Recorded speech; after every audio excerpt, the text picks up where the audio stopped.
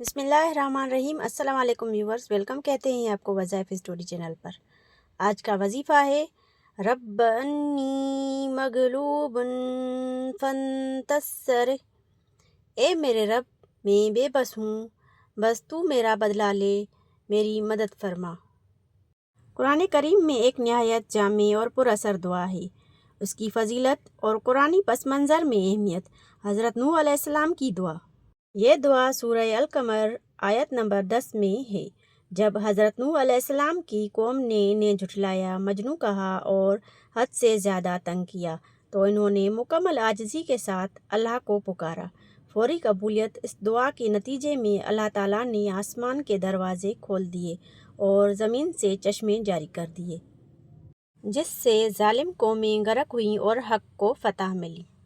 اسے ہر قسم کی بیماری، پریشانی اور دشمن کے غلبے سے نجات کے لیے یکسیر کرا دیتے ہیں۔ ظلم کے خلاف ڈھال۔ جب انسان خود کو ظالم کے سامنے بے بس پائے تو یہ کلمات اللہ کی نصرت حاصل کرنے کے لیے بہترین ذریعہ ہے۔ دعا کے چند وظائف۔ کسی بھی سخت مشکل، فتح کامرانی، حتیٰ کہ قرض کی ادائیگی کے لیے اس دعا کو 200 بار روزانہ اول و آخر درود شریف کے ساتھ پڑھنا بے حد مجرب ہے۔ خاص عدد بزرگان دین اسے 313 مرتبہ یا 1100 مرتبہ پڑھنے کی بھی تلقین کرتے ہیں، تاہم اسے کسی بھی وقت عاجزی کے ساتھ پڑھنا نصرت الہی کا سبب بنتا ہے۔ کسی بھی خاص مقصد، سخت مشکل یا دشمن کے شر سے بچنے کے لیے بزرگان دین اور علماء اکرام نے اس دعا کا ایک مخصوص طریقہ وظیفہ بتایا ہے، جس پر عمل کر کے اللہ کی نصرت حاصل کی جا سکتی ہے۔ یہ وظیفہ آپ کسی بھی نماز کے بعد کر سکتے ہیں۔ بہتر ہے کہ عشاء کی نماز کے بعد باوضو ہو کر سکون سے بیٹھ کر کریں۔ اول و آخر درود شریف۔ شروع میں 11 مرتبہ درود ابراہیمی پڑھیں۔ تعداد 313 مرتبہ یا 500 مرتبہ یہ قرآنی کلمات پڑھیں۔ بسم اللہ الرحمن الرحیم۔ رب انی مغلوب فانتصر۔ وظیفے کے اختتام کے آخر میں دوبارہ وہی درود شریف 11 مرتبہ پڑھیں۔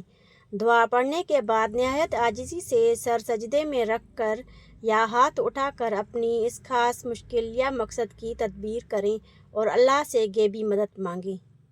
ضروری ہدایت۔ پختہ یقین اس دعا کا اصل اثر ہے۔ بے بسی کے احساس اور اللہ پر کامل یقین میں چھپا ہے۔ جیسے حضرت نوح علیہ السلام نے پکارا اور کائنات کے نظام ان کی مدد کے لیے بدل گیا۔ مدت۔ جب تک مسئلہ حل نہ ہو اسے بلا ناغہ جاری رکھیں۔ عام طور پر 7، 11 یا 21 دن تک پڑھنا بے حد مجرب مانا جاتا ہے۔